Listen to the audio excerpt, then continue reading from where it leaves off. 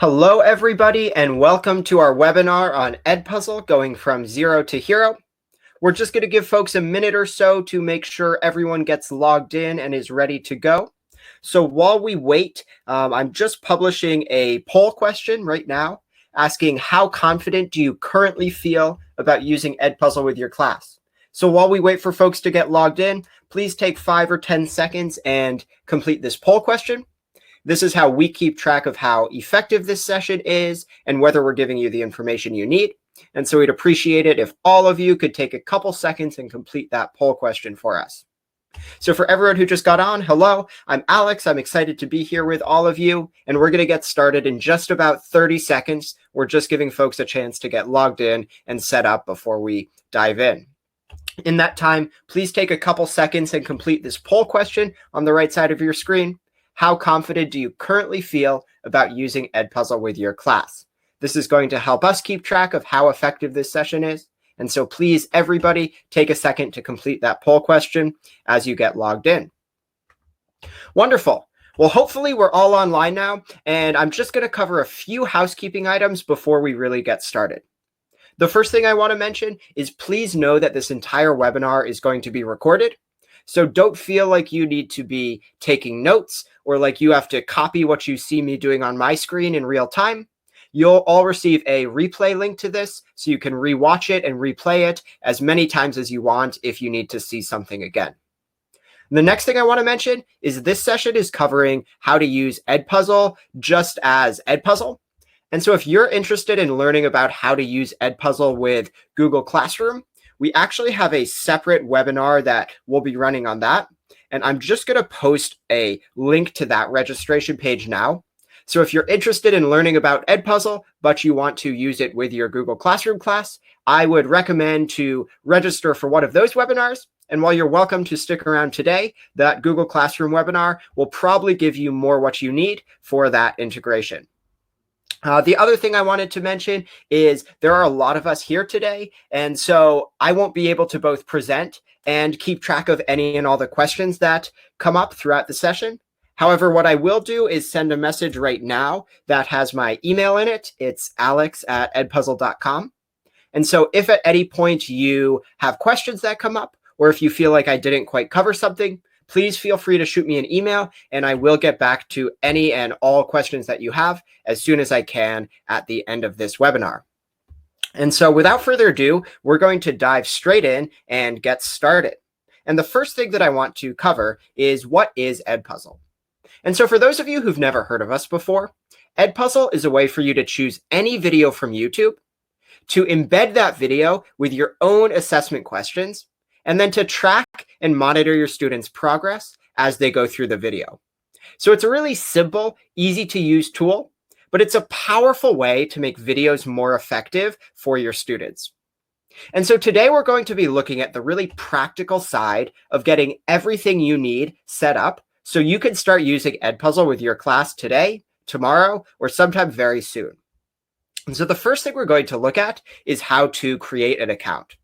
And so let me go ahead and flip you over to my screen. And I'm going to shrink myself down so that you can see. And here we are on edpuzzle.com. And we will be signing up. And we will be signing up as a teacher. So we'll click I'm a teacher. You can use Google or create an Edpuzzle account. Then just put in some basic info. Your name, your email, a password. And if a teacher has given you a referral code, you can type that in, but it's optional. And then just agree to our terms and privacy and click create an account. Now, the next thing you're going to need to do is join your school. So type in your school name and it should pop up in a drop-down menu. If you don't see it, that's okay. Just scroll to the bottom of the list. We always have an option to add a new school if you don't see yours there. But then just go ahead and join your school.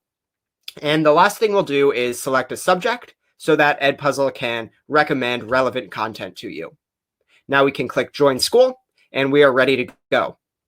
The last little detail is this blue bar on top tells us we need to go ahead and verify our email. And so before doing anything else, just make sure that you go to your inbox and verify your email. Great, that's it. I'm going to flip you back over to my screen, and now we have our Edpuzzle account set up, ready to go. And so the next thing we'll take a look at is, now that we have an account, how could we go ahead and create a class on Edpuzzle? So once again, this is going to be creating an Edpuzzle class. If you are using Google Classroom or something else, this process will be a little different, but we'll be looking at how to create a standard, regular Edpuzzle class. And so let me go ahead and flip you back over to my screen. And in this time, I've gone ahead and got my email verified, so we're ready to go. Now, to create my class, I come up to the top right corner and click My Classes. And then I'll just be adding a new class. I'll have to give the class some information, so I'll give it a name. I'll type out a description. And then I need to choose, is this a classic or open class?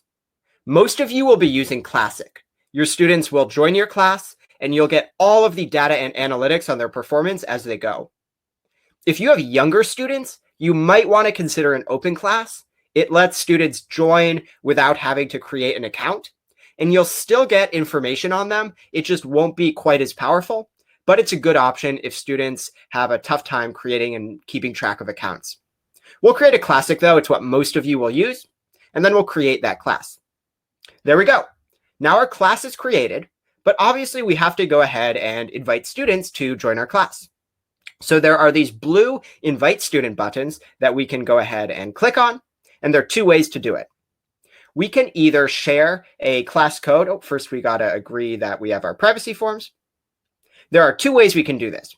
We can either have students type in this class code, so we could share that code with students, or we can just share this entire URL with students, which will bring them directly to the page to join our class. So the URL is a little easier, but either of those are a good option to get students to join your class. And so it's up to you. And that's how you can invite students and get them into your Edpuzzle classroom. Great. So now we have a class created. We're all set to go.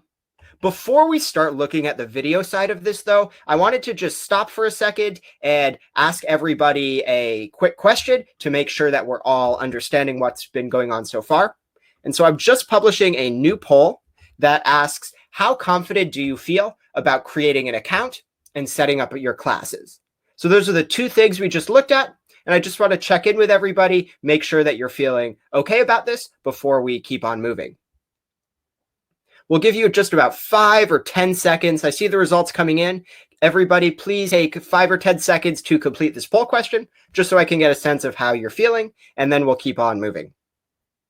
All right, I'm going to come on and click End Poll. And excellent.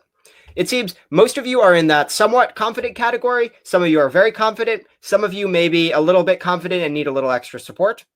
If you have specific questions, remember, please send me an email. If you're having any issues with these initial steps, we want to make sure we can get you on and ready to go on Edpuzzle. So please reach out if you are having difficulties there. But most of us seem like we're at a pretty good place. And so we're going to move on to what is the biggest chunk for today. And that's finding a video, editing a video, and assigning a video to your class. So let me flip you back over to my screen, and we'll take a look at all of this. This is really the biggest chunk of our presentation today. So the easiest way to find a video would just be in this search bar at the top of the screen. You can search for whatever you want. But there's some other ways. So if we come back to our Edpuzzle homepage, we can click on Edpuzzle. We have our curriculum channel on the left-hand side. And now these are videos organized by grade level, so elementary, middle, and high school, by subject, by topic, by course that you're teaching. And so let's say that I am a high school teacher and I need a lesson. Well, I could go ahead and just click on high school. Let's say I'm a high school math teacher. I'm teaching Algebra 2. And let's say I'm teaching a unit on complex numbers. I can go into that folder and find ready-to-go videos that have been curated for that topic, for that course, that I can just copy and reuse and assign to my class that day. So I like to come to the curriculum channel when I need something in 30 minutes for a class right then. Now, another option is our school channel right underneath. Mine says Edpuzzle, but you will see your school's name. And this is a great way to save time. And the reason is you can see all the teachers in your school who are using Edpuzzle, and you can find someone who teaches the same grade level, same subject, and just copy and reuse Edpuzzles they've already created with your class. So school channel, big time saver. We also have some of these popular channels on the left-hand side. So I love National Geographic. I think their footage is incredible. And I was a 5th grade teacher. We taught a unit on the solar system. So if I type that in, now I'm only seeing National Geographic films, but that are about solar systems. And so I can find content from a channel that I trust. Now, as I said, though, my go-to on Edpuzzle is just to come up to that main search bar. And so let's do a search for fractions on a number line. We'll see what comes up. All right. And so here are the search results. I want to point out that these top ones are coming from Edpuzzle. And what that means is teachers have used these already and have embedded them with questions. So you can see those little teardrops telling you how many questions are in each video. And this is going to be a huge time saver. Now you don't need to go ahead and type in all those questions. They're already there, ready for you to use. Now, of course, you could go ahead and see more results if you want more options to pick from. We always have a lot of results. And if you do want a blank video, we have those blank videos with no questions down below. So you can always find those if you want to create them all yourself. But for now, I'm going to save time, and I'm going to use a video that already has some questions in it. So I'll pick one that looks good, and then I will start previewing the video. I like to play through the video. I ask myself, is this covering the right content? Is this explaining things the way I like to explain things? Is it a good fit for my students? I also preview the questions. So I ask myself, is this something I would ask as a teacher if I were in class? I can check out the answers and make sure I know which answers students will be selecting.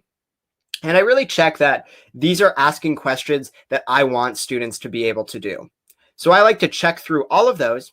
And if the video seems like a good fit, I go ahead to the bottom right corner and just click copy. So once I do that, this video is now in my Edpuzzle library. So let's go ahead and find it. I'll come back to my Edpuzzle homepage. And then right underneath where I went to my school channel, you'll see my content. If you go ahead and click that, you'll see all of your videos. So there's that one we just copied. And now you can see my name is under the video title.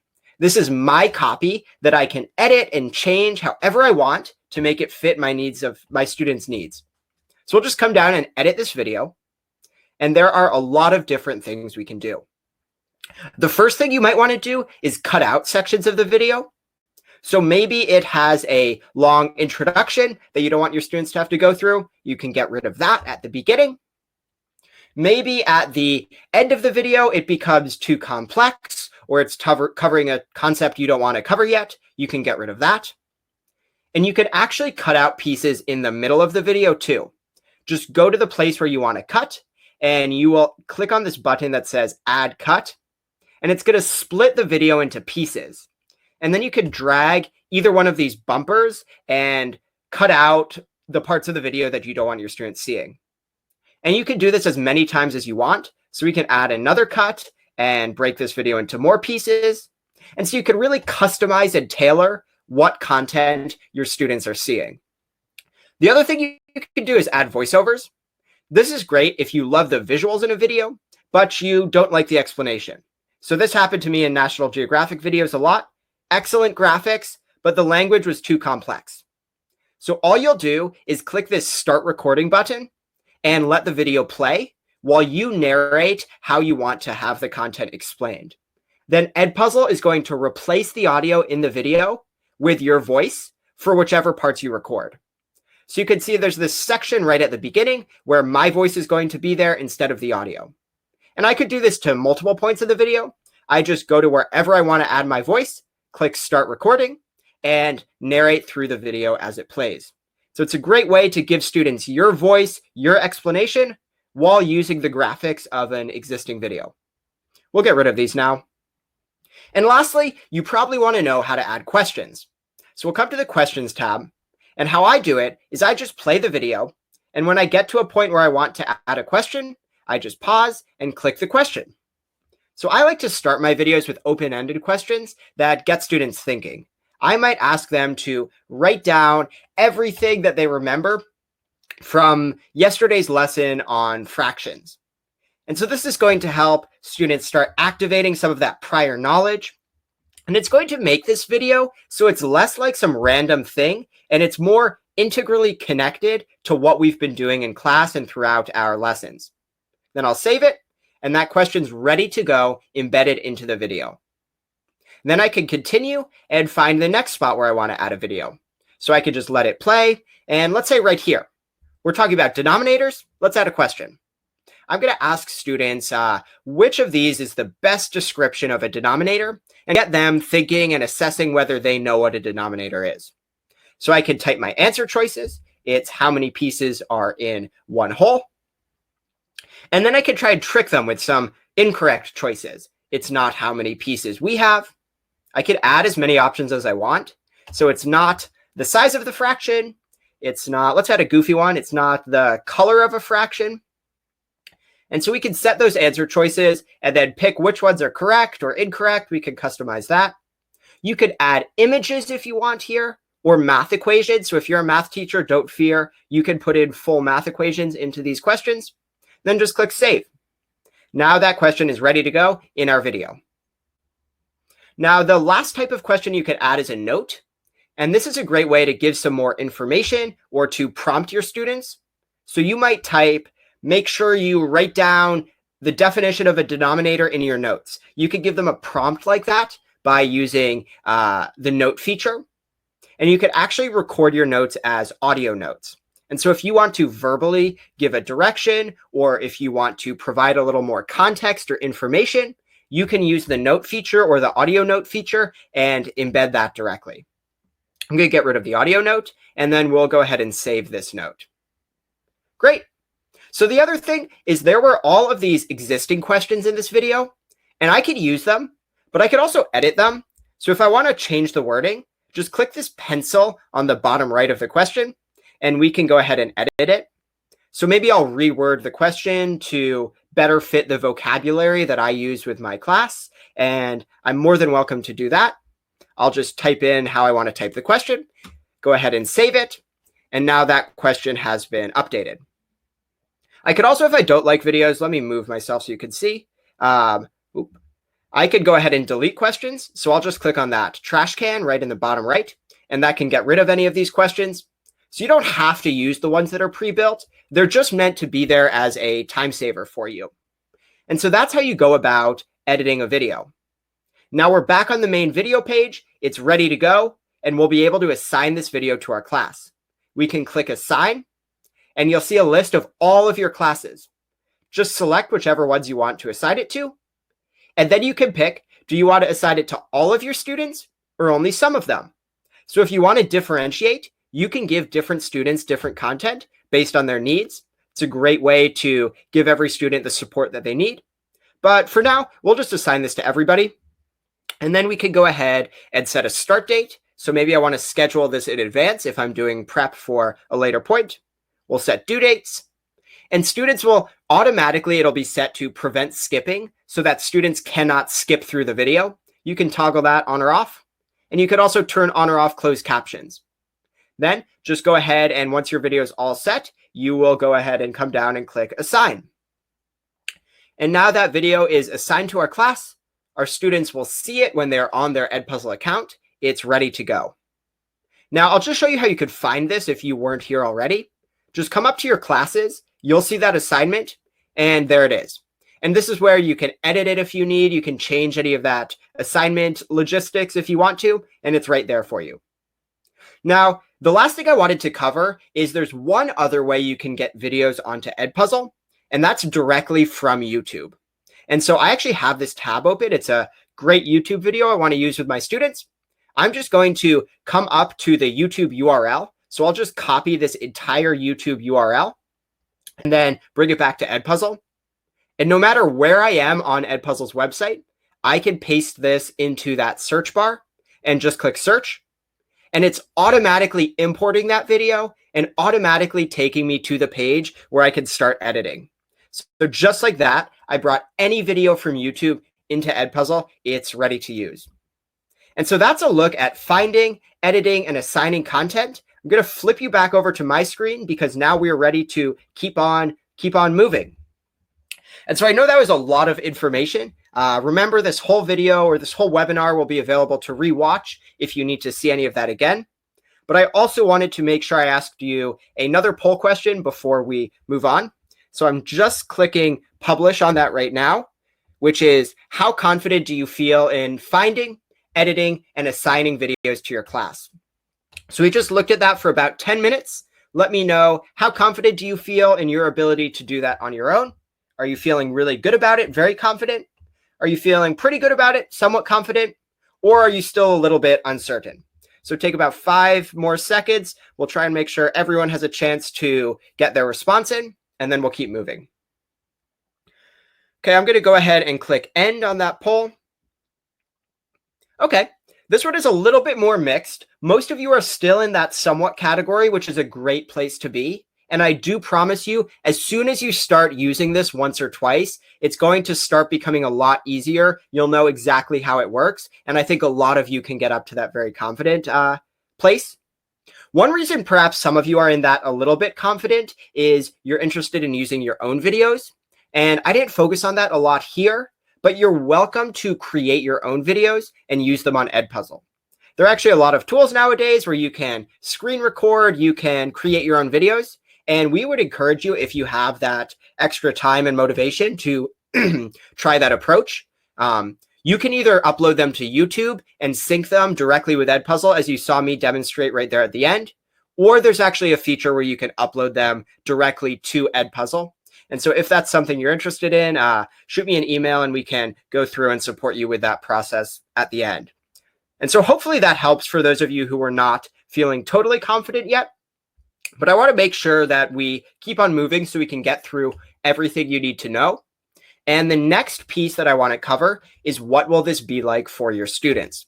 So it's great that you've created this assignment, but I want to make sure you know what your students will see and what to expect from their experience when they log into Edpuzzle for the first time. And so I'm actually going to show you what it will be like the very first time your students come to Edpuzzle and how they get set up. So I'm back on edpuzzle.com, and I will be signing up again, but this time I'm going to be signing up as a student. I still get to choose whether I'm going to sign in with Google if I have a Google account with my school, or I can sign in with Edpuzzle, and then they're just going to type their class code. So make sure you've shared that class code with them, and they will type it in here to join your class. So we'll go ahead and type in that class code, and go ahead and click next. And now we can see that we're in the right class. There's our class name, our teacher's name, and all your students will have to do is type in their name, come up with a username for themselves, and then come up with a password. Now, obviously, tell your students to remember this password. You will be able to edit it, but you should tell them to remember it. And now here we are on a student's homepage. There's that assignment. We can just click on it and start watching this assignment. Now it looks for a student like any other YouTube video they're used to seeing. But now, as they're going through the video, they're going to get to those questions. So here's this one about writing down everything from yesterday's lesson. Students will have to stop, they'll start reflecting, and they will write down everything they remembered. So they'll be typing their answer into that box. Then they can go ahead and click submit. And notice, because this one's open-ended, you'll have to grade it yourself afterwards. We'll take a look at that soon. Then students click continue and keep moving. The video keeps going. They're watching more, they're learning, and then we'll get to another question. Here's that multiple choice about denominators. And let's say you're not sure. Well, if a student's not sure, we have this rewatch button. One click, and they're brought back to the previous section. And so Edpuzzle is really good about encouraging students to rewatch or try again if they're confused. Now we understand the answer. We can go ahead and submit that answer, and we will get instantaneous feedback and grading automatically because this was a multiple choice question. Now we'll keep moving, and pretty soon we'll hit that note that we embedded.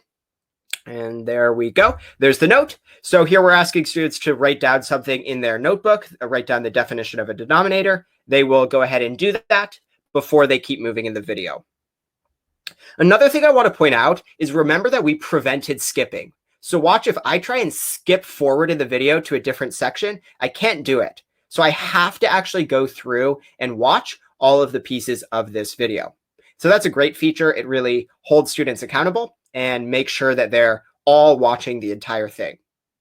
Now we have this rewatch button here. So even if it's not a question, students can rewatch a previous section if they need to see something one more time.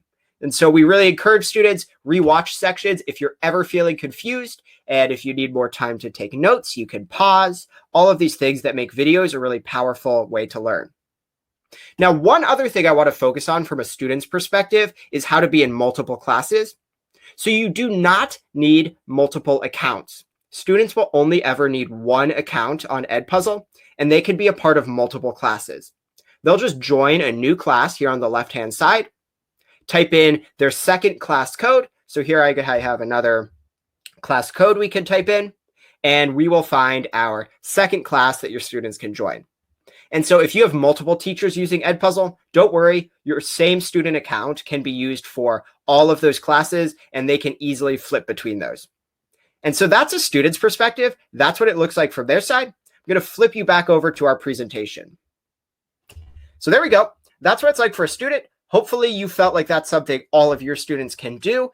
We try and keep it really simple and make it as easy as watching a YouTube video for them, but with all of the extra features that Edpuzzle has to offer. And so the very last thing I want to cover for today is now, after all of your students have finished a video, what are the data analytics that you get as a teacher?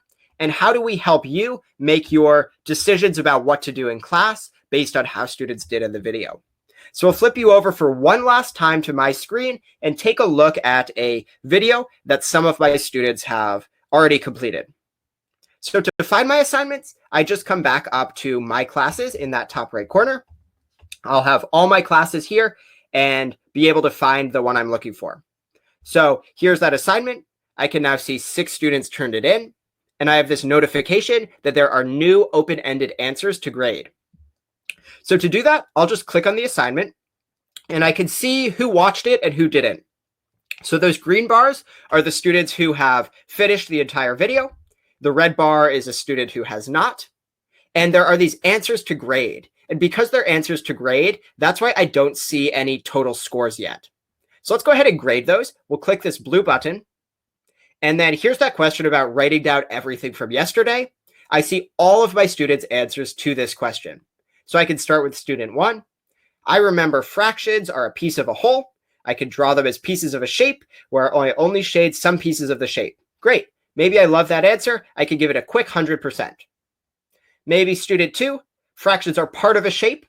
If I don't think that's specific enough, but it's on the right track, maybe I'll give them partial credit. So I could go ahead and give this student a 50 out of 100 if I want on that question. This student, their answer is not really correct. I'm going to give them a quick click on the X. They'll get 0 for that. And I can keep going student by student, grading all of their responses for each question at a time. And so it's a really fast way to grade things because you get to answer or grade all of their responses for each question one by one. And pretty soon, now we're just about done. That was about 30 seconds. All of our free responses are graded. And now in that class, our grades have automatically filled in because we've finished grading all those open-ended. Now, this is super useful data. These students in green, they're ready to move on to the next concept. But these students in yellow and red, that's my core group of students that I know I need to pull into a small group tomorrow in class, or I need to conference with them somehow. This student, probably someone who I need to check in. Why weren't they able to finish the video? And so I have this analytics right there for me. You could actually even go more detailed. If you click on a student, you can get really detailed analytics about what they did. You can see how many times did they watch each section of the video. So were they rewatching when they got confused, or did they just go through the entire thing once? You can see what specific questions did they get correct or incorrect, and you can actually look at their specific responses. And this is the thing that, in my opinion, gives you as a teacher superpowers, because there's no more guesswork about what your students do and do not understand. You have the data to be able to instantly tell where your students' misconceptions are, and therefore know exactly how to help them tomorrow in your small group. And so with Edpuzzle, you get this data that not only are they going through a video that's helping them learn, but it's helping you as a teacher better support them the next day in class. And so I highly recommend you take advantage of our analytics. I'm going to go ahead and flip you back to our presentation, and we're really going to start closing out for today. So you've learned everything you need to get started with Edpuzzle, and we're hoping you're feeling more confident than where you started. Before you go, I want to make sure that I ask you the same question we started with, which is, now it's been just over 30 minutes on my clock. How confident do you currently feel about using Edpuzzle in your class? So this is the same question that we started out today's session with, and I hope all of you can once again fill it out now so we can keep track of how effective this session was and whether we were giving you what you needed. Now, as you're going ahead and filling that out, I also had mentioned at the beginning that we would have a certificate for those of you who wanted to earn PD credit for this time or to share with your admin somehow. And so I'll just be publishing that offer now. And so if you click this link, there's a blue click here button. You'll be taken to a form. You'll just plug in your email and we'll be able to get you a certificate for completing this webinar. The other thing I'll mention in addition to this is we have more online professional development opportunities if you're curious about learning more about Edpuzzle or just other skills to use in your classroom. So you can go ahead and visit go.edpuzzle.com/onlinepd. And we have about 20 different PD courses that you can use for PD credit, and that can help you become a total Edpuzzle master for your students. And so thank you all so much for tuning in today. Remember, please feel free to email me any lingering questions you have. And we're really excited to see you and your students on Edpuzzle soon, taking advantage of all of the possibilities of an Edpuzzle video. So once again, thank you very much, and I look forward to talking to you again soon.